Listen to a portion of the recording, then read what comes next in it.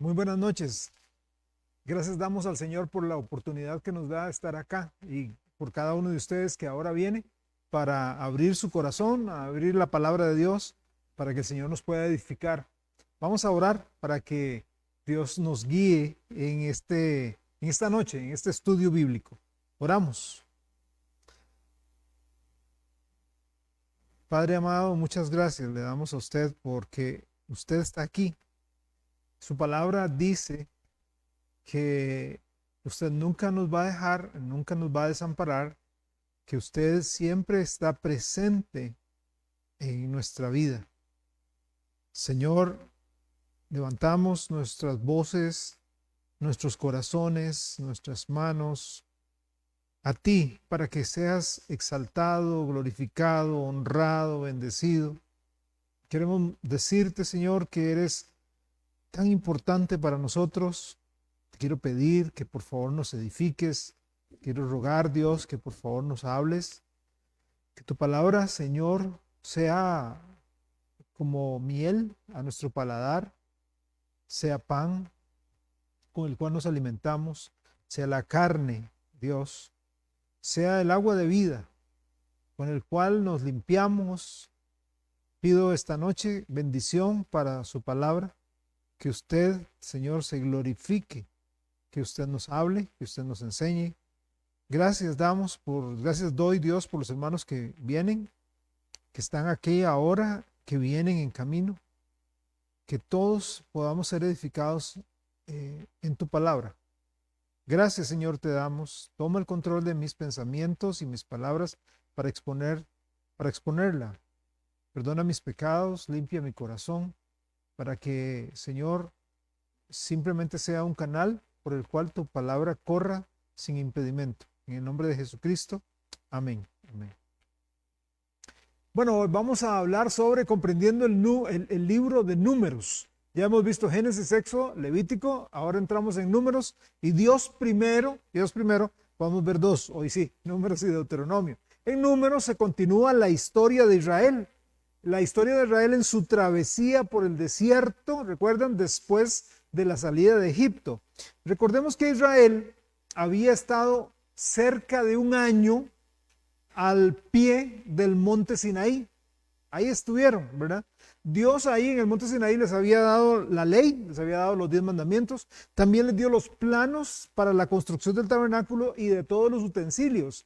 O sea, Dios les dio la manera en cómo Él quería que fueran construidos cada uno de esos utensilios.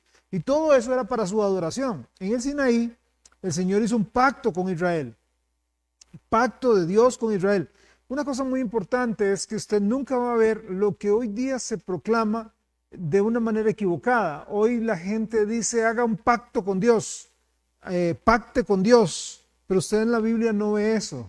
En la Biblia ve pactos, sí, pero es de Dios con el hombre, no es del hombre con Dios, es Dios con el hombre, porque el brazo del hombre es débil. El hombre dice, Señor, yo te prometo. ¿Y cuántas veces no lo hemos dicho? Señor, yo te prometo tal cosa y después de cierto tiempo, ay, se me olvidó. O ya no soy tan constante en eso. En cambio, el brazo del Señor nunca desfallece, es fiel. Y si Él dice algo, Él lo cumplirá para siempre. Entonces, ahí en el Sinaí, Dios hace un pacto con Israel. Pacto que ellos constantemente violaban. Pacto que constantemente ellos estaban quebrantando. En el libro que vimos la semana pasada, Levítico, Dios, a pesar de la necedad de Israel, a pesar de su desobediencia, les da sacerdotes y una manera de acercarse a Él. Recuerdan, por medio de los sacrificios, por medio de las ofrendas, el holocausto, la oblación, la ofrenda de paz, etc. Me gusta lo que alguien escribió, lo cual quiero mencionárselos. En Génesis vemos al hombre arruinado. ¿Recuerdan? En Génesis vemos al hombre arruinado. En Éxodo vemos al hombre redimido. En Levítico vemos al hombre adorando. Y en Números vemos al hombre sirviendo. Al hombre arruinado, redimido, adorando y sirviendo. Y por cierto, este servicio al Señor no debía hacerse de una manera descuidada o desordenada. una peculiaridad del libro de Levítico es el orden. En Levítico hay mucho orden. Hay directrices claras para hacer las cosas de Dios a la manera de Dios. Cuando uno lee Levítico, de repente dice, ay, qué pereza, porque Dios dice el tabernáculo por acá y luego allá a la derecha o al oriente estas tribus y se van a acomodar de esta manera y al norte estas tribus y al sur estas tribus y así. ¿Por qué tanto detalle? Es que Dios es un Dios de orden y Dios le gusta que las cosas se hagan, no porque, hey Dios, aquí estoy, ya lo voy a hacer, a lo que caiga. No, Dios quiere que las cosas se hagan como Él quiere que se hagan. Eso es importante tener bien claro, tanto en la adoración como en el servicio. No es hacer las cosas según nuestro criterio, no es hacer las cosas según nuestros pensamientos. Es que yo creo que así se sirve a Dios. Vea, en la Biblia hay gente que creyó servir a Dios y terminó muy mal. Tenemos los hijos de Aarón, Nadab y Abiú. Ellos dijeron, bueno, ahí hay fuego, entonces yo tengo otro fuego por acá. Dios había dicho, no presenten fuego extraño. Hay solamente un tipo de fuego que debe hacerse. Fuego, fuego. Agarraron el fuego y cuando fueron ahí quedaron quemados, calcinados. ¿Por qué? Porque Dios dijo, es que las cosas mías se hacen como yo digo, no como usted cree. Y luego tenemos a otro hombre, allá en el tiempo del rey David. Usted recuerda, venía el arca de Dios y se estaba moviendo y se iba a caer. Usa era su nombre, que por cierto la traducción de su nombre significa fuerza humana. Y cuando ya el arca iba a caerse, dice Usa, voy a hacerle un favor a Dios, voy a sostener el arca para que no se caiga. Y al tocar el arca, cayó muerto. Entonces la gente ahí dice, es que todo sapo muere estripado, ¿quién lo tiene? Mejor hubiera dejado que el arca se cayera. Dios tenía sus métodos. El arca no debía haber sido llevado jamás en una carretilla, en un carretón. ¿Cómo era que debía llevarse el arca? Sobre los hombros santos de los levitas, no de cualquiera. Entonces, para eso tenían argollas, para meter las varas y los tapado, y los levitas llevándola, no en un carretón y mucho menos tocar el arca, nadie podía tocarla. Entonces Dios nos da en el libro de Números criterios de orden ante cierto asunto. No es decir, vea, yo creo que esto debe hacerse así. No es yo creo, yo pienso, yo siento, sino ¿qué dice la Biblia? ¿Qué dice la palabra de Dios que debe hacerse las cosas? Este libro también se puede llamar el libro de las jornadas. El libro de Números puede ser llamado el libro de las jornadas. Vean Números 33, versículos 1 y 2. Números 33, versículos 1 y 2 dice, estas son las jornadas de los hijos de Israel que salieron de la tierra de Egipto por sus ejércitos bajo el mando de Moisés y Aarón. Moisés escribió sus salidas conforme a sus jornadas por mandato de Jehová. Estas pues son sus jornadas con arreglo a sus salidas. Entonces, 3 veces se menciona en este par de versículos jornadas. Este libro entonces podría llamarse perfectamente también las jornadas de Israel en el desierto. Números empieza con la salida del pueblo. Recuerden, ellos estaban más o menos como un año alrededor del Sinaí, alrededor de esa montaña, y llega el momento ya Moisés había bajado, había pasado lo horrible que pasó, el desenfreno del pueblo. Moisés donde quebró las tablas de la ley, Moisés había vuelto, bajó nuevamente con las tablas de la ley, con los planos del tabernáculo, con todo listo, levantaron todo, alistaron todo y ahora sí era tiempo de partir. Ya están listos, en el libro de Números están listos. Entonces, en Números empieza la salida del pueblo del monte Sinaí para seguir por el desierto, seguir su peregrinación por el desierto, rumbo a la tierra que el Señor les había prometido. Ahí en la pantalla les puse que el libro se divide de acuerdo a sus jornadas, ¿verdad? Podemos dividir el libro de acuerdo a las jornadas que ellos tuvieron por el desierto. ¿Cuáles son? Bueno, la primera la encontramos en los capítulos 1 al 10, donde vemos los preparativos y la salida del Sinaí. O sea, ya tenían la ley, ya tenían todo, no es que, vámonos. Recuerden que era una logística tremenda. Estamos hablando de, en números conservadores, de movilizar 2 millones de personas. No, estoy hablando de número conservador. Otros dicen 3 millones. Entonces no era un asunto de, hey, vámonos, ¿verdad? Voy a mandar un mensaje de texto a todo el mundo. Salimos a las 10. No, ¿cómo avisa usted? Ponga 2 millones. No vamos a ir a 3. Ponga 2 millones. ¿Cómo le avisa a usted a 2 millones? Sin teléfonos, sin ni siquiera telegramas. ¿Cómo le avisa usted a la gente? ¿Cómo moviliza usted un pueblo tan grande? O sea, no es una cuestión así de, vámonos, ¿verdad? O sea, no es la familia. Echa todo al carro y vámonos. No, no es un pueblo entero. Entonces, en los capítulos 1 al 10 vemos eso, los preparativos y la salida. En los capítulos 10 al 12 van por el desierto. En los capítulos 13 al 19 llegan al desierto de Param, especialmente a un lugar llamado Cades Barnea, donde pasa algo muy triste. Luego vuelven a entrar al desierto y siguen por ahí, capítulos 20 y 21. Y por último, en los capítulos 22 hasta el final, 22 al 36, ya llegan a las llanuras de Moab. Llegan literalmente al borde de la tierra prometida. Y ahora está aquí, el borde, río Jordán y la tierra prometida para allá. La primera ciudad que ellos se iban a encontrar, en buena teoría, sería Jericó. Pero ellos están acá, listos. Así es como va terminando el libro, ¿verdad? Ok, este peregrinar, desde acá, desde el momento donde dicen, vámonos del Sinaí, hasta que atraviesan el Mar Rojo, duran 40 años, pudiendo haberlo hecho en 15 días.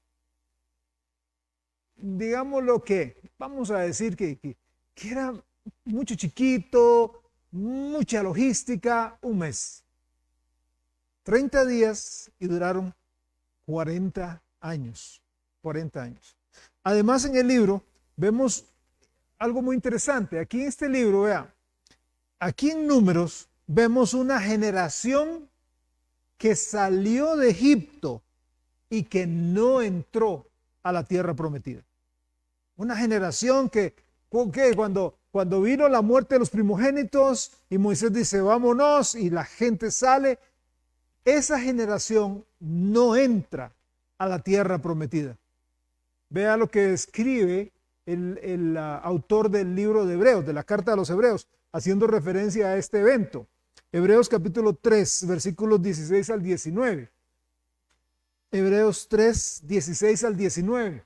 Dice, ¿quiénes fueron los que, habiendo oído, le provocaron? ¿No fueron todos los que salieron de Egipto por mano de Moisés? ¿Y con quiénes estuvo él disgustado 40 años?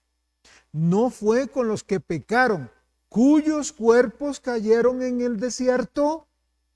¿Y a quienes juró que no entrarían en su reposo, sino a aquellos que desobedecieron? Y vemos que no pudieron entrar a causa de incredulidad. Aquí está una generación que sale, pero por su incredulidad, y ahorita vamos a ver en Cades Barnea por qué fue lo que pasó. Por su incredulidad, sus cuerpos quedan regados en el desierto y no entran a la tierra prometida. El libro nos narra también, vimos una generación que sale de Egipto y no entra, pero también el libro nos habla de una segunda generación, una nueva generación que sí entra. ¿Quiénes son esa nueva generación? Eran los chiquititos, los niños, los bebés que salieron de Egipto, los chiquiticos, más los que fueron naciendo durante esos 40 años en el desierto. Vamos a decir algo. Vamos a decir que salió el día 1 y una muchacha estaba embarazada y dio a luz. Ahora pónganse a pensar, qué situaciones más complicadas. O sea, no fue que salió corriendo al San Juan de Dios, ni al San Vicente de Paúl, ni al México, ni al Calderón Guardia. mucho menos a la bíblica, al Metropolitano o al CIMA. Tuvieron el bebé ahí, en la arena. Tuvieron el bebé metidos en una tienda de campaña, sin abanico, sin aire acondicionado, con el calor que hace ahí y con lo que conlleva un parto, metida en una tienda, teniendo un bebé. Bueno, vamos a decir que el día 1 de la jornada nació un bebé. Y para la entrada ya ese bebé tenía 40 años. Entonces, ven, una segunda generación sí entra. La primera generación, por su incredulidad, no entró. Ahora, como dije anteriormente, el libro de Números se caracteriza por orden. Es un libro de orden. Si a usted le gusta el orden, le va a gustar Números. Si a usted no le gusta mucho el orden, usted va a decir, qué pereza. ¿Por qué esto y por qué aquello? ¿Y por qué todo tan ordenado, tan estructurado? Porque así es Dios. Dios es un Dios de orden. Usted no va a llegar al cielo y va a encontrar un polvazal, un desorden, telas de araña, todo sucio, sillas apiladas, todo. Cuando vamos a llegar al cielo vamos a encontrar orden. Vea lo que dice 1 Corintios, capítulo 14, hablando de Dios, de su naturaleza. 1 Corintios, capítulo 14, versículo 33. 1 Corintios 14, 33 dice, pues Dios no es Dios de confusión, sino de paz. Dios no es Dios de confusión, sino de paz. Dios no es Dios del desorden. Dios no es Dios de caos. Todo lo contrario. Dios es un Dios de orden, un Dios de estructura, y donde hay orden, hay paz. ¿Por qué? Porque hay estabilidad. Hay estabilidad. O sea, usted sabe dónde están las cosas, usted sabe cómo se van a hacer las cosas, porque hay directrices claras. Qué feo es cuando usted llega a algún lugar y a usted no le dan las directrices claras. Usted dice, ¿y aquí qué? ¿Cómo es que se hace esto? ¿Con qué se come esto? Porque ve a ver cómo se la juega. Bueno, con números no pasa esto. Este libro es un libro ordenado. En el libro vemos censos, dos censos, donde se cuentan a las personas, según las tribus. No era una cuestión de, ok, todo el mundo quédese quieto un momento, empecemos. 1, 2, 3, 4, no, es, ok, ahora todo el mundo se va a juntar según su tribu. Ok, los de la tribu de Dan, vayan para allá. Los de la tribu de Aser, vayan para allá. Los de Dan, Aser, miren un montón de nombres que no hay nada que ver. Jafet, Nabucodonosor iba a decir. Bueno, todas las tribus de Israel van por sus tribus. Ok, ya están por sus tribus todo el mundo. Bien, ahora por las casas paternas. Ok, o sea, yo soy de la tribu de Dan. Ok, ahora yo soy padre de una familia de la tribu de Dan. Entonces, ¿cuántos somos? Tantos. Okay. Así se hacía el censo. Cada tribu se le asignaba un lugar en el campamento. No es así como cuando, no sé si se le pasó, cuando se llegaba a un campamento de jóvenes, entonces entraba a la cabina o a la cabaña, entonces agarraba la cama que usted quería. De una vez tiraba el maletín y yo me subo a esta, no, yo me voy aquí no, porque aquí no me estorban. No, cada vez que el tabernáculo se detenía, ya las tribus sabían dónde se iban a acomodar y cómo se iban a acomodar. ¿Ok? Se acomodaban según los planes que Dios les había dado. El tabernáculo en el centro, los levitas y los sacerdotes alrededor, como rodeando, como protegiendo el tabernáculo, y luego por escuadrones de 3, las tribus. Yo fui y les tomé una foto. Vamos a ver cómo me salió. Ahí. Bueno, eso fue un gráfico. Después les enseño la foto. Más o menos para que ustedes puedan ver. Ahí está el tabernáculo. Y luego lo que ustedes ven ahí, gersonitas, meraritas, coatitas, son levitas. Son grupos de levitas que se dividieron así. ¿Okay? Los hijos de Coat, los de Merari, los hijos de Gersón, Moisés y Aarón por el otro lado. Ellos están pegados al tabernáculo. Y luego en grupos de 3, todas las tribus, las de Dan, Aser, Neftalí, Judá, Isaacar, Zabulón, Rubén, Simeón, Gad, Efraín, Manasés y Benjamín. Y se tenían que acomodar de esa orden, en ese orden. Benjamín, Manasés y Efraín al oeste. Al este, Judá, Isaacar, Zabulón y así sucesivamente. Entonces imagínense lo que era eso cada vez que, o sea, muy bonito, salieron del pie del Sinaí, desmontaron todo, lo guardaron y empieza a caminar, pum, pum, y de repente allá, vamos a detenernos allá, ¿ok?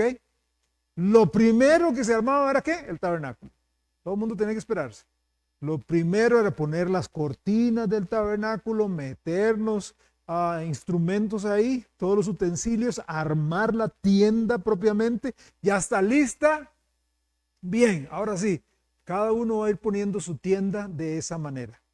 Las cantidades que están ahí son las cantidades de personas. 40.500 de Efraín, 32.000. Entonces puede imaginarse la cantidad de gente. ¿Ok? Ahora sí, yo tomé una foto. Ahí está la foto. Como puede ver, ¿qué forma tiene? Una cruz. No hay casualidades. O sea, no hay casualidades. El tabernáculo en el centro. Las tribus acomodadas de esa manera. Porque Dios es un Dios de orden. Y Dios es un Dios que nos pinta cuadros para que vayamos entendiendo desde pequeños. Como si nos estuviera hablando como niños, ¿verdad? Las cosas. Vamos a Números capítulo 1, por favor. Números capítulo 1, versículos 45 al 47. Números 1, 45 al 47 dice, y de todos los contados, o sea, pensemos acá un momento, todos los contados de los hijos de Israel, o sea, esto arroja el primer censo, por las casas de sus padres, de 20 años arriba. ¿Por qué 20 años? Porque era la edad en la cual el hombre estaba listo para la guerra. De 20 años para arriba, todos los que podían salir a la guerra en Israel, fueron todos los contados 603.550. Si regresáramos ahora a la imagen donde estaban los números de las tribus, si usted suma todo eso, es exactamente esa cantidad, 603.550. Ahora, esos son los de 20 años para arriba. Los levitas no habían sido contados, los levitas no se contaban, no eran censados, ¿verdad? Dice, pero los levitas, según la tribu de sus padres, no fueron contados entre ellos.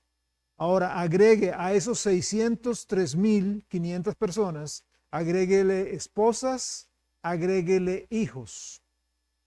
Por eso estamos hablando de conservadoramente 2 millones de personas que se tenían que mover ahí en el desierto. También se regula ahí en el libro de Números con exactitud, con precisión, la forma en cómo se tenía que montar, desmontar, acarrear el tabernáculo y todos sus utensilios, donde cada levita tenía su tarea señalada, cada uno. No todos los levitas cantaban. Ah, no, es que yo quiero cantar. No, usted venga acá para hacerle una prueba. A ver, cante. No, usted se va a encargar de jalar ahí el lavacro, ¿ok? Usted como cantante jala muy bien el lavacro, ¿ok? Entonces no era que yo quiero, no, tiene la capacidad para hacerlo, tiene la habilidad para hacerlo, tiene el designio de Dios para hacerlo. Números es un libro de reglas en lo que respecta a servicio y orden. En el libro se ve la falta de confianza de Israel en las promesas de Dios para entrar en la tierra que les había prometido. Hace muchos años yo pensaba en Israel y yo decía, qué bárbaro Israel, con todo lo que había visto de Dios. Y qué falta de fe, ¿verdad? Qué bárbaros, qué incredulidad. Pero luego, examinando mi vida, yo dije, pero yo soy así también. Uno ha visto la mano de Dios montones de veces, sabe que Dios nunca lo va a desamparar, nunca le va a dejar. Dios es fiel y de repente hay días y hay momentos en los cuales digo, ay Señor, no sé qué hacer, ¿a dónde iré? ¿A quién iré? ¿Verdad? Sabiendo que es el que tiene palabras de vida eterna. También el libro de Números narra cómo por castigo a su incredulidad la nación de Israel anduvo errante por el desierto por 40 años. Sin embargo, a pesar de la falla humana, recuerda lo que dice Timoteo, aunque nosotros seamos infieles, Él permanece fiel. A pesar de tantas veces la falla humana, Dios es fiel a sus promesas, Dios es fiel a sus pactos, y el libro termina, el libro de Números termina con el pueblo parado a la orilla del río Jordán para entrar a poseer la tierra prometida. Dios les enseñó lecciones a los israelitas. Vamos a decir que Dios los llevó por la escuela, por su escuela. Una escuela que les enseñó y que espero nos enseñe a nosotros. ¿Cuáles son las lecciones que ellos recibieron? ¿Cuáles son las lecciones que nosotros podemos recibir ahí? Número uno, ¿qué aprendieron? ¿Qué aprendieron ellos? ¿Y qué podemos aprender nosotros? Número uno, ellos debían confiar en Dios. Ellos debían confiar en Él y no en el ser humano. Cuando estuvieran enfrentando crisis, no debían. La tendencia es confiar en el ser humano. La tendencia es, necesito un hombro en el cual llorar. Es bueno, es importante, ¿sí? Que nosotros estemos. La Biblia nos habla de consolarnos unos a otros, de apoyarnos unos a otros, de estimularnos unos a otros. Claro que sí, no nos exime. Pero el brazo de carne se cansa, el brazo de carne se agota, el brazo de carne se va a dormir. Pero Dios no se dormirá el que te guarda. No se dormirá, Dios es fiel, Dios está ahí. Entonces hay que confiar en Él. No en lo que el ser humano nos diga, sino en Él. Y ahí hay unos textos ahí, si usted gusta buscarlos después. La segunda lección es que Dios resolvería todas sus necesidades según sus riquezas en gloria, como dice Filipenses 4:19. Mi Dios, pues, suplirá todo lo que os falta. Ellos estaban en el desierto. ¿Qué sembraban? ¿Dónde había un súper para decir, para comprar pan, para comprar unas galletitas? No había nada. ¿Dónde llevaban comida? ¿Cómo podían llevar comida? O sea, Dios fue fiel en proveer para sus necesidades. Él les dio alimento. Ahí lo podemos ver en esos textos. Dios les dio alimento. Tengo hambre. Ok, les dio maná. Ay, pero solo pan. Bueno, les dio carne, les dio codornices. Dios les dio carne. Dios les dio agua.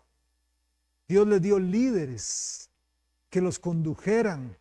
No estaban ahí a su propia suerte viendo a ver dónde iban. No, había gente, Moisés y Aarón, que conducían al pueblo. Había líderes.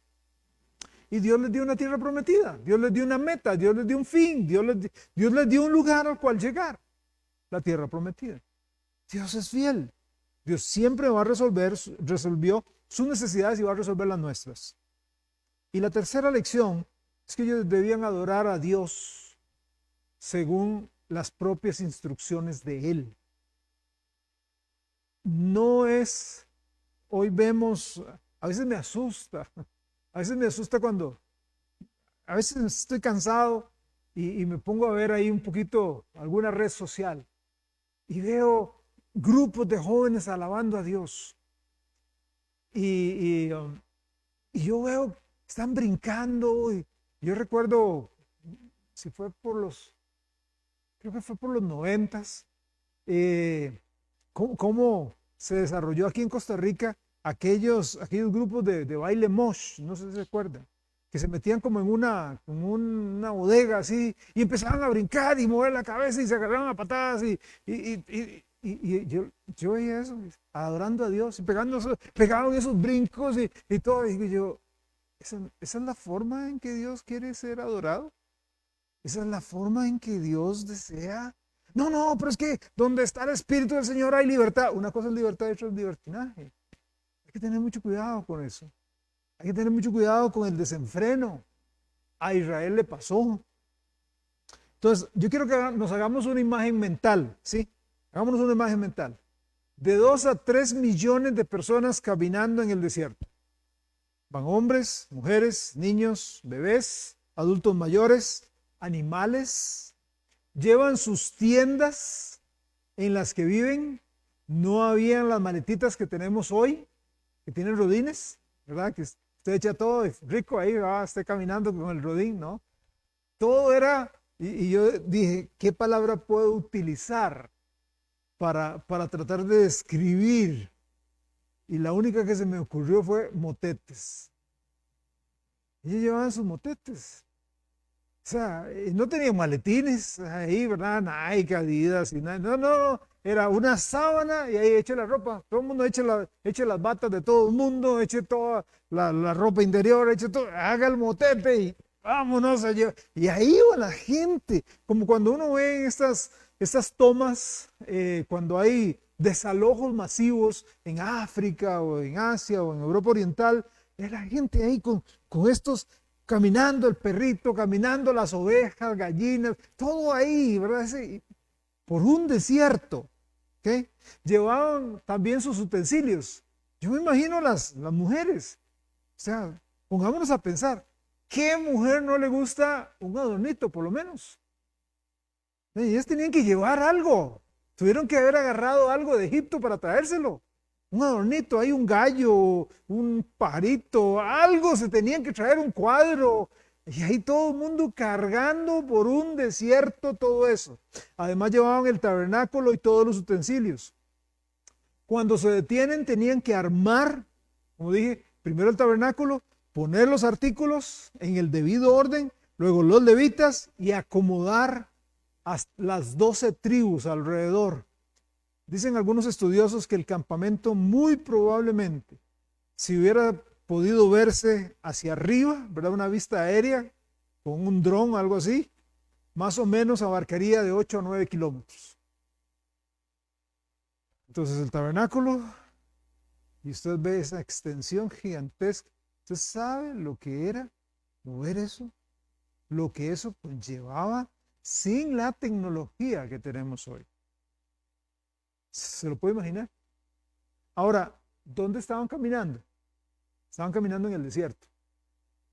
No hay sendas, no hay rótulos, no hay señales, no hay brújulas, no hay Google Maps, no hay Waze, no tienen ni siquiera un guía o un vaquiano que los fuera dirigiendo. Póngase a pensar, toda una extensión de arena. Y usted empieza a caminar. ¿Qué le asegura que va por el camino correcto? ¿Qué le asegura que usted no se está desviando unos grados a la izquierda o a la derecha? Bueno, para eso es la intervención de Dios. ¿Cómo pudieron caminar por el desierto? No cargaron agua, no te llevaban comida, no había comercios. La respuesta a esas y otras preguntas es que Dios estuvo ahí. Dios estuvo ahí, Dios los cuidó, Dios les proveyó, Dios los protegió, Dios los guió todo este tiempo. Vean Números capítulo 9. Números capítulo 9, versículos 15 al 18. Números 9, 15. El día que el tabernáculo fue erigido, la nube cubrió el tabernáculo sobre la tienda del testimonio. Y a la tarde había sobre el tabernáculo como una apariencia de fuego hasta la mañana. Así era continuamente. La nube lo cubría de día y de noche la apariencia de fuego. Cuando se alzaba la nube del tabernáculo, los hijos de Israel partían. Y en el lugar donde la nube paraba, allí acampaban los hijos de Israel. Al mandato de Jehová, los hijos de Israel partían y al mandato de Jehová acampaban. Todos los días que la nube estaba sobre el tabernáculo, permanecían acampados. Ahí está, no, por eso no se perdían, por eso no se extraviaban, porque de día iba la columna de nube y ellos lo único que tenían que hacer era seguir esa columna.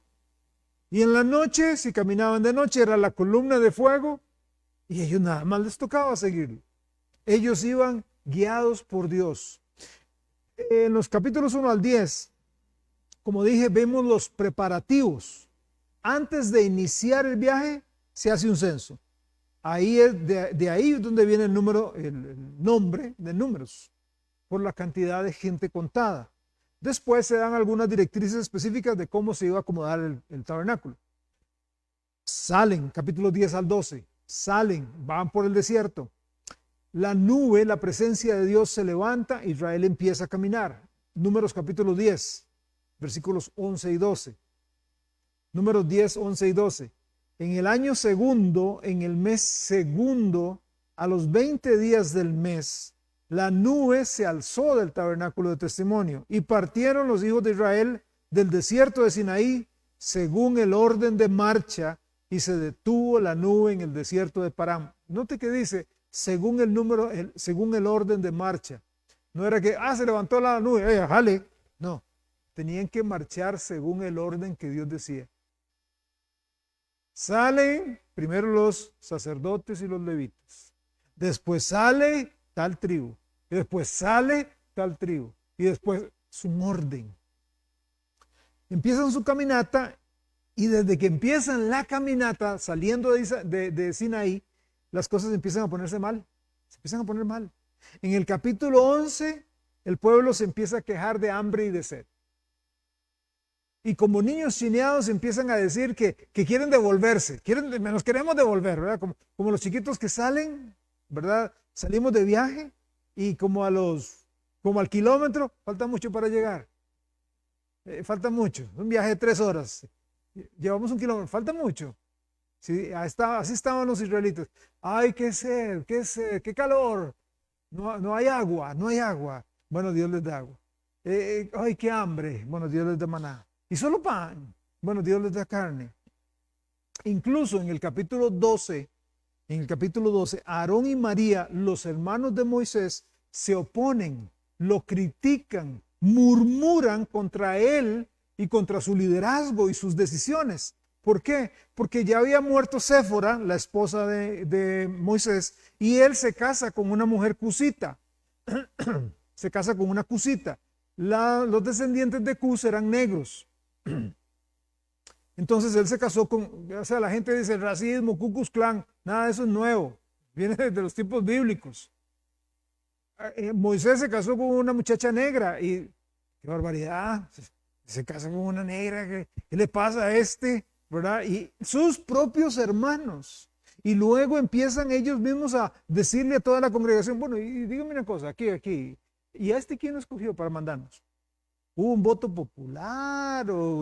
¿Cómo se hizo el voto? O sea, ¿quién lo puso a él? O sea, sus propios hermanos.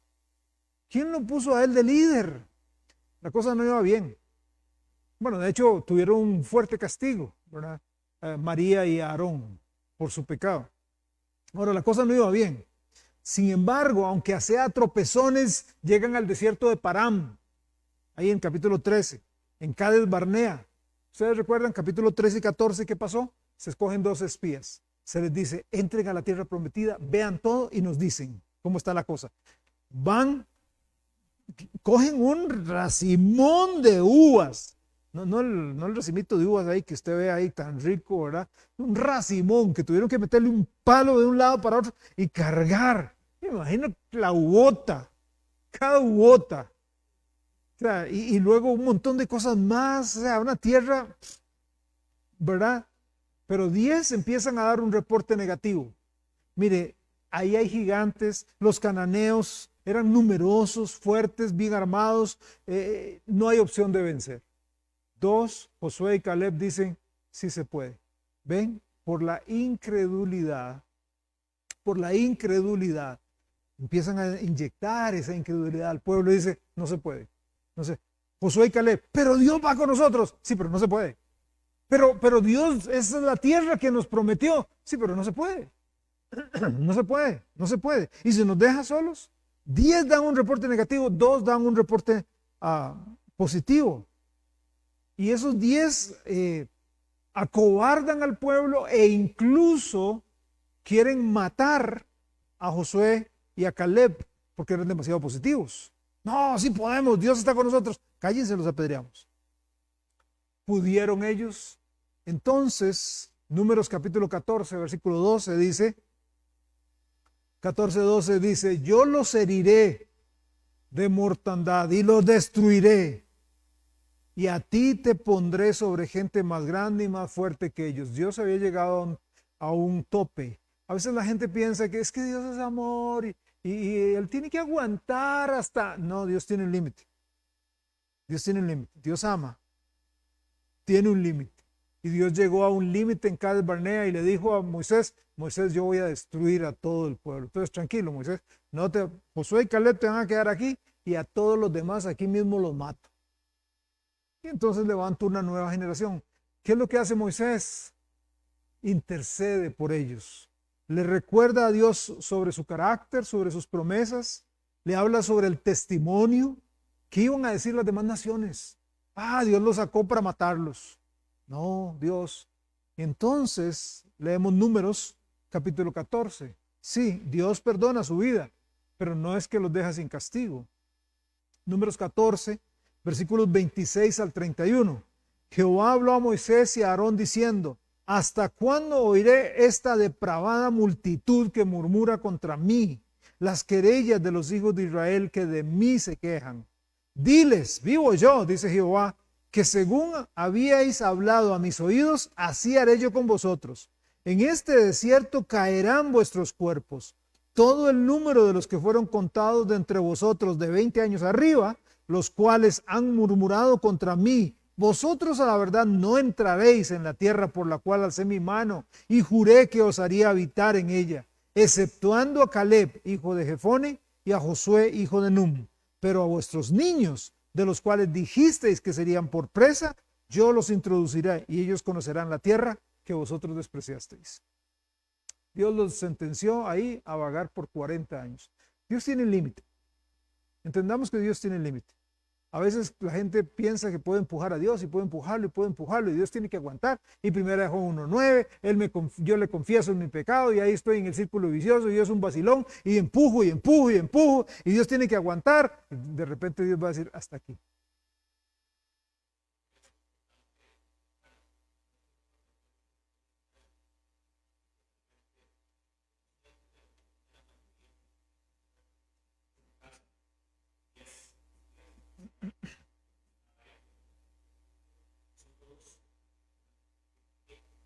Uh-huh. Sí. Uh-huh.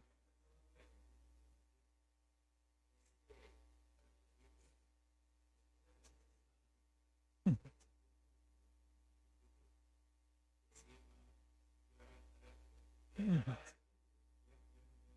Uh-huh.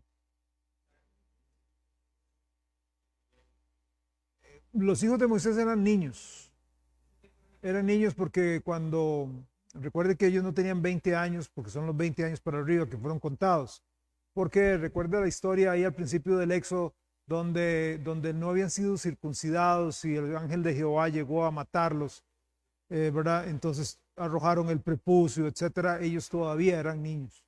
Entonces ellos sí entraron, ¿verdad? A la tierra prometida, no se mencionan sus nombres, pero sí tuvieron que haber entrado porque eran niños dentro de los que estaban.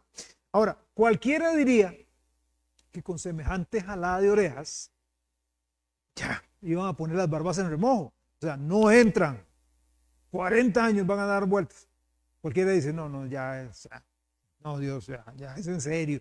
Pero no, ahí en los capítulos 16 y 17 vemos ahora a un grupo de levitas, Coré, Datán, Abirán, rebelándose contra la autoridad de Moisés.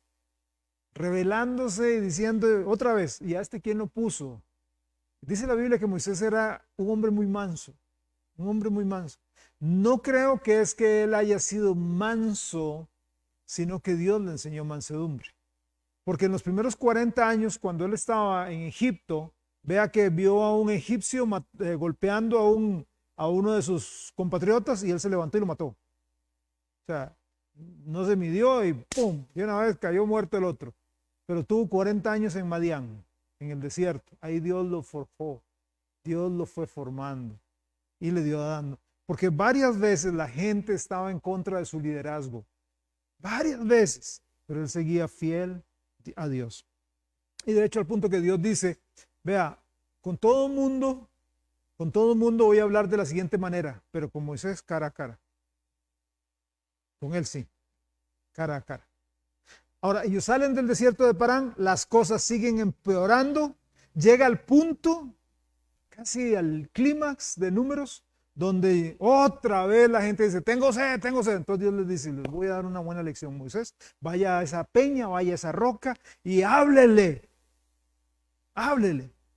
Y Moisés, me imagino, ya cansado, ya obstinado, ya harto, porque era un humano, agarró el palo, su vara y le dio 2 garrotazos. Sí salió agua, pero Dios le dio una sentencia. Por haberlo deshonrado a él, le dijo, usted no va a entrar tampoco. Usted tampoco va a entrar, solamente Josué y Caleb. Qué triste, qué triste. Por allá en Números 21 se vuelven a rebelar, o sea, rebelión tras rebelión, se vuelven a rebelar, Dios les manda un montón de serpientes venenosas, los muerden, caen a montones muertos. Dios le dice, hágase una serpiente de bronce. Bronce en la Biblia es un cuadro del juicio. Póngalo un asta en un lugar alto, para que cualquiera que fuere mordido vea la serpiente y viva. Jesucristo, 2 Corintios 5, dice que el que no conoció pecado por nosotros lo hizo pecado. Jesucristo se hizo maldición. En Juan 3:14 la Biblia dice, y como Moisés levantó la serpiente en el desierto, así es necesario que el Hijo del Hombre sea levantado, para que todo aquel que en él cree no se pierda, mas tenga vida eterna. El judío que era mordido volvía a ver la serpiente de bronce y vivía. Hoy todos nosotros, mordidos por el pecado, volvemos a ver la cruz de Cristo, vemos al Cristo sangrante, al Cristo sufriente, le pedimos perdón y Él nos perdona abundantemente. El pueblo llega hasta Moab y ahí termina el libro de Números. Vamos a entrar rápido al libro de Deuteronomio. Deuteronomio es el quinto libro de la ley. Quinto libro de la ley. En Números dejamos ahora sí a una nueva generación. Hay una nueva generación al borde de la tierra prometida. Los que habían sobrevivido. ¿Ok? Todos, más Josué, Caleb y Moisés. Ahí, en el borde. Vea Deuteronomio capítulo 1. Estas son las palabras que habló Moisés a todo Israel a este lado del Jordán en el desierto. En el Arabá, frente al Mar Rojo. El Arabá es el desierto. Entre Param, Tofel, Labán, Acerot y Disahat. 11 jornadas hay entre Horeb, camino del monte de Seir, hasta Cades Barnea. Y aconteció que a los 40 años, en el mes 11, el primero del mes, Moisés habló a los hijos de Israel conforme a todas las cosas que Jehová le había mandado. Deuteronomio significa segunda ley. Eso es lo que significa. Deuteronomio, segunda ley. O sea, repetición de la ley. ¿Por qué? La ley había sido dada en Sinaí, pero toda esa gente ya se había muerto. Ahora tenemos una nueva generación, entonces Dios les da por segunda vez la ley. Lo que se vino de Sinaí, más uno que otro aspecto más.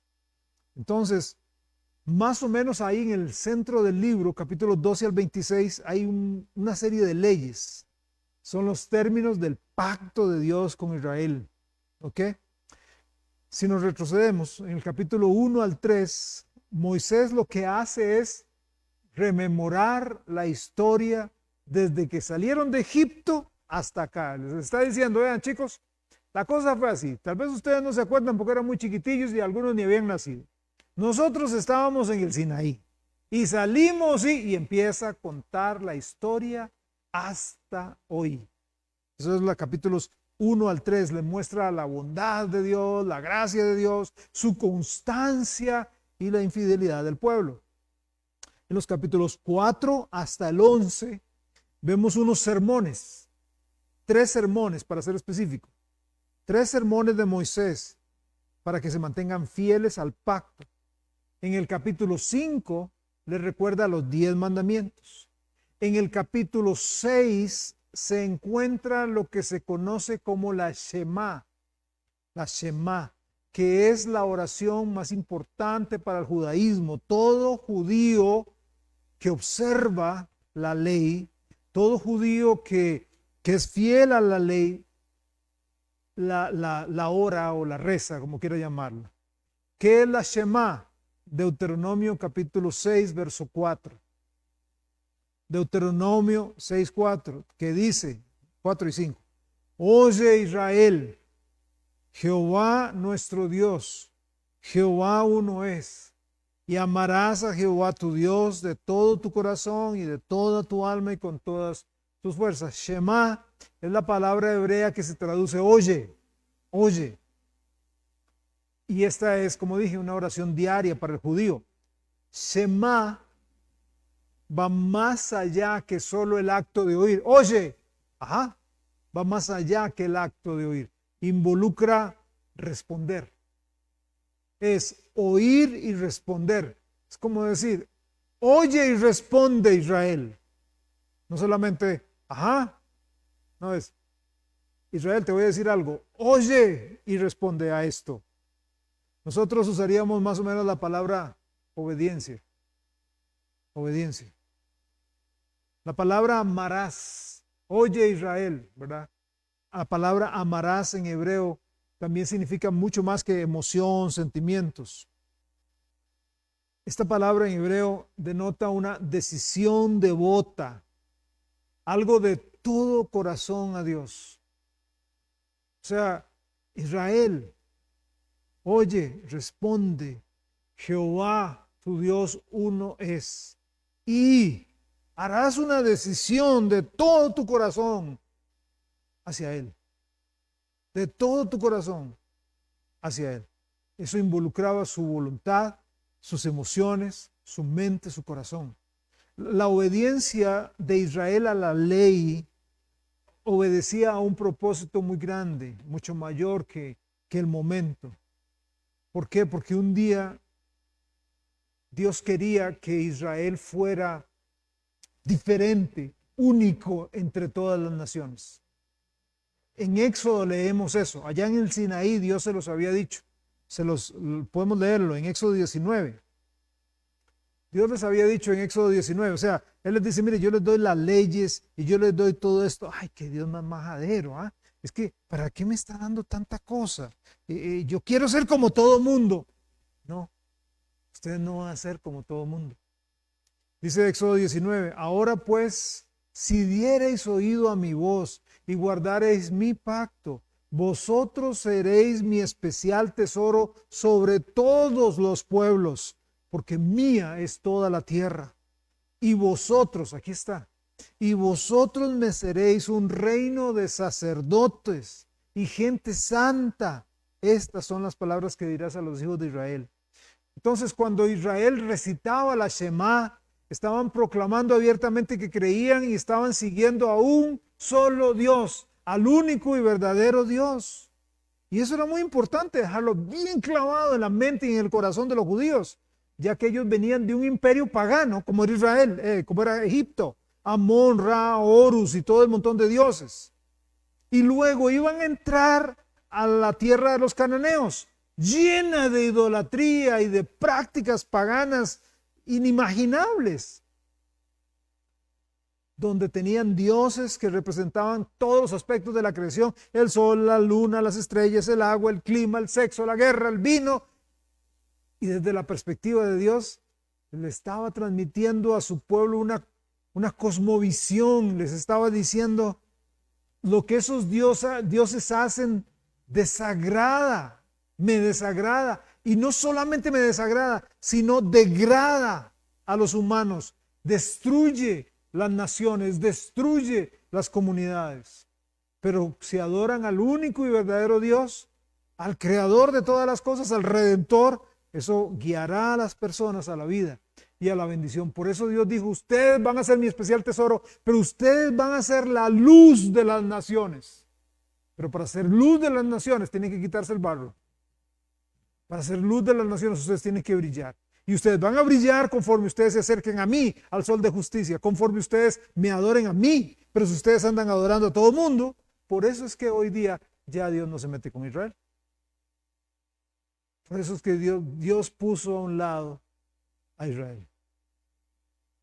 Porque siguieron y siguieron y siguieron y siguieron en su maldad, en su pecado. Y entonces Dios se vuelve a los gentiles, a la iglesia. Y por eso en Mateo 5, hablando a nosotros, nos dice, ustedes son la luz del mundo. Ya no Israel, ustedes son la luz del mundo. Desafortunadamente, la iglesia va igual. La iglesia va igual. La iglesia no está brillando como debe brillar. Esta semana, por cierto, escuchaba yo de algunas personas que me decían cosas que algunos cristianos hacen y líderes, y yo decía, claro, con razón hay tanto ateo. Si digo yo, si alguien se para y dice, yo soy esto, un líder de una iglesia, y vive así, y hace esto, y trata a la gente de esa manera, claro, con razón alguien se para y dice, no, hombre, si eso es cristiano, yo me quedo como estoy. Qué triste. Pero así es la realidad de la iglesia. Llegamos a granel, llenamos los domingos los auditorios y los templos en todo lado, pero el país no cambia. No cambia, va de mal en peor. ¿Dónde está Nínive? ¿Recuerdan? Aquel profeta, Jonás, que de mala gana llegó y dijo, arrepiéntanse porque Dios va a destruir. Y todo el mundo se convirtió. Todo el mundo, más de 100,000 personas dijeron, y llenamos las iglesias los domingos y no afectamos un país tan pequeño de 5 millones de habitantes. Qué increíble, qué increíble. Cuando llegamos a los capítulos, y ahí para ir cerrando, cuando llegamos a los capítulos 12 al 26, encontramos el segundo gran discurso de Moisés. Y aquí hay más leyes que él acomoda ahí por temas. En los capítulos 16 al 18 describe las cualidades del carácter que deben tener los líderes de la nación. Dice que tanto los reyes y los sacerdotes debían estar sujetos a la ley. No es que la ley era para el pueblo y los reyes y sacerdotes vivían como les daba la gana. No, la ley era para el pueblo, pero también era para los reyes y sacerdotes. Y que quienes iban a velar por el cumplimiento de la ley, o sea, para que los reyes y los sacerdotes cumplieran la ley, eran los profetas. El profeta iba a llegar y iba a decir, ¿recuerdan la lección del domingo, el mensaje del domingo? Natán y David. Por eso Natán tiene toda la autoridad de llegar a donde David y decirle, ¿qué está pasando? Cuénteme. Usted no está cumpliendo la ley, usted no está cumpliendo, usted no está andando en los caminos de Dios. Por eso los profetas eran tan detestados por los reyes del norte. Cuando vemos a algunos reyes del norte que los detestaban, que los ponían en cárceles, que los querían matar, etc. Y esto era muy importante. ¿Por qué era muy importante? Si vemos las tribus paganas, ¿cómo veían los pueblos a los reyes? ¿Cómo veían los pueblos a los sacerdotes? Los veían como dioses, eran divinidades. Entonces el rey podía decir, ustedes tienen que hacer esto, ustedes me tienen que dar esto, ustedes tienen que hacer esto.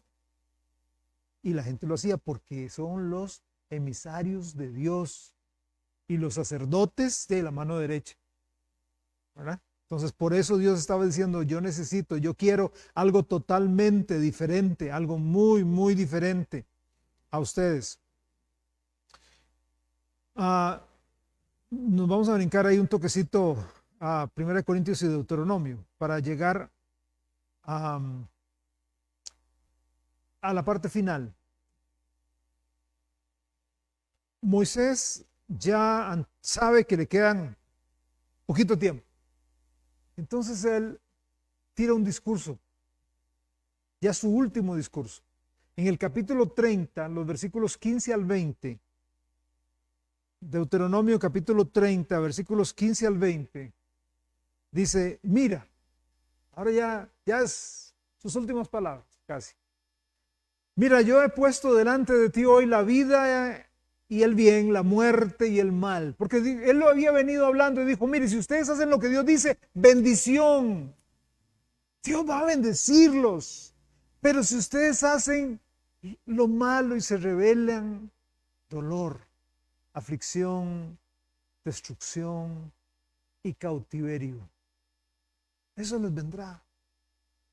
Entonces por eso él dice, pongo vida, bien, muerte y mal. Versículo 16, porque yo te mando hoy que ames a Jehová tu Dios, que andes en sus caminos, guardes sus mandamientos, sus estatutos, sus decretos, para que vivas y seas multiplicado y Jehová tu Dios te bendiga en la tierra a la cual entras para tomar posesión de ella. Mas si tu corazón se apartare y no oyeres y te dejares extraviar y te inclinares a dioses ajenos y les sirvieras, yo os protesto hoy que de cierto pereceréis, no prolongaréis vuestros días sobre la tierra donde vais, pasando el Jordán para entrar en posesión de ella. A los cielos y a la tierra llamo por testigos hoy contra vosotros, que os he puesto delante la vida y la muerte, la bendición y la maldición. Escoge pues la vida para que vivas tú y tu descendencia, amando a Jehová tu Dios, atendiendo a su voz, siguiéndole a Él, porque Él es vida para ti y prolongación de tus días, a fin de que habites sobre la tierra que juró Jehová a tus padres, Abraham, Isaac y Jacob, que les había de dar. Qué discurso. Pero ¿saben qué es lo más triste? Lo más triste es que después de esto, Moisés dice, pero ¿saben? Ustedes no lo van a hacer. Ustedes no van a seguir la bendición. Ustedes van a la espalda de Dios. Ustedes se van a rebelar con Él, contra Él. Y ustedes van a llegar a estar cautivos de una nación. Y eso fue lo que pasó. ¿Recuerda cuando estudiamos Esdras, Nehemías, Esther? Eso fue lo que pasó. Le habían dado la espalda a Dios vez tras vez tras vez. Y allá le dijo, no. Pero Dios, él, guiado por Dios, da una profecía y dice, pero vendrá un día en que Israel se arrepentirá. Vendrá un día. Usted dice, ¿cuándo es eso? Todavía no. No ha llegado. Israel no se ha arrepentido todavía. No se ha arrepentido. Y por fin, Israel hace lo que le da la gana. Bueno, en el momento dicen todos, amén, amén, claro que sí, vamos a hacerlo. Y Moisés dice, ok, no tengo más palabras para ustedes. Y esta para mí es una de las partes más tristes. Más tristes. Moisés les dice, ok, chicos, chao, nos vemos. Israel empieza a pasar, empieza a juntarse hacia el río Jordán. Moisés da la vuelta y empieza a subir solito el monte Nebo. Llega a la cumbre y ahí muere. Vea Deuteronomio 34. Quiero que palpe esto. Y dijo Jehová, o sea, ya cuando estaba ahí arriba en la cumbre, dijo Jehová, esta es la tierra de que juré a Abraham, a Isaac y a Jacob. O sea, la ve Moisés, la ve, esa es la tierra, la ve el río, ve todo, esa es la tierra que yo juré, diciendo a tu descendencia la daré. Te he permitido verla con tus ojos, mas no pasarás allá. Dios es misericordioso, hermanos, pero no es alcahuete. Dios es bueno y justo, lento para la ira y grande en misericordia, pero Él, si dice algo, lo mantiene. Y dijo, no entrarás, no entrarás. Y murió allí Moisés, siervo de Jehová, en la tierra de Moab, conforme al dicho de Jehová. Y me impresiona lo que sigue. O sea, ese Dios de amor. Y lo enterró. ¿Quién?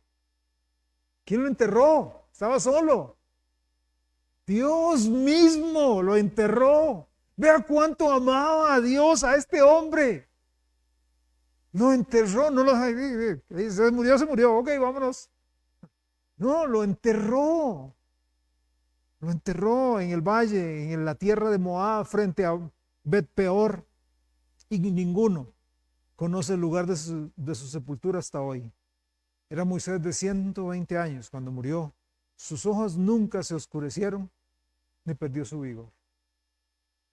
Murió como un viejito pochotón. Y Dios lo enterró. ¿Qué lecciones? Aquí terminan los libros de la Torá. Aquí termina la ley. Pero yo le voy a decir una cosa. que me impresiona mucho. Me impresiona sobremanera. La fidelidad de Dios, cómo Él mantiene sus promesas. Y guió a un pueblo duro, contradictor, necio, duro de servir, exactamente.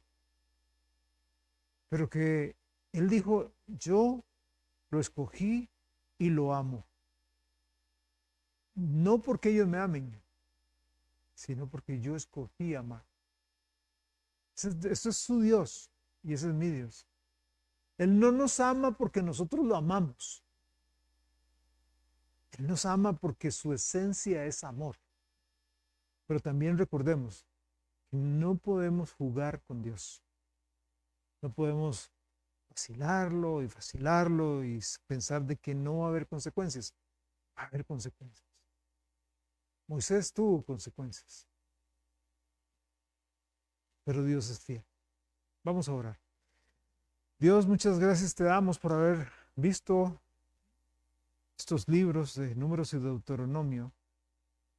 Allá a la par tuya, Señor, allá en el cielo, no a la par, pero en el cielo, ahí anda Moisés. Qué impresionante, Señor, poder leer sobre la vida de él, de cómo usted lo usó para escribir 5 libros, varios salmos, que están registrados en las Sagradas Escrituras. Fue un hombre, como dice tu palabra también con relación a Elías, sujeto a pasiones, con las luchas que todos tenemos, pero que estuvo dispuesto a vivir para ti y sacrificar muchas cosas para ti. Hoy se está gozando en el cielo contigo, Dios Señor, y con todos los santos. Te pido, Padre, que nos enseñes y nos pongas en el corazón temor para no faltarte el respeto, para no hacer lo que nos place, seguir tus principios, seguir tus mandatos, seguir lo que tu palabra dice, porque en ella hay bendición. En la obediencia a tu palabra hay bendición, hay prosperidad, hay salud, hay fortaleza, hay éxito desde el punto de vista tuyo. Señor, oro para que nuestro corazón arda contigo. Nos apartemos cada día más de este sistema corrupto del mundo. En el nombre de Jesucristo te lo pedimos. Amén. Amén. Que el Señor los bendiga enormemente. Allá hay fresquito, café, algo para comer. Que Dios los guarde. Muy buenas noches, hermanos.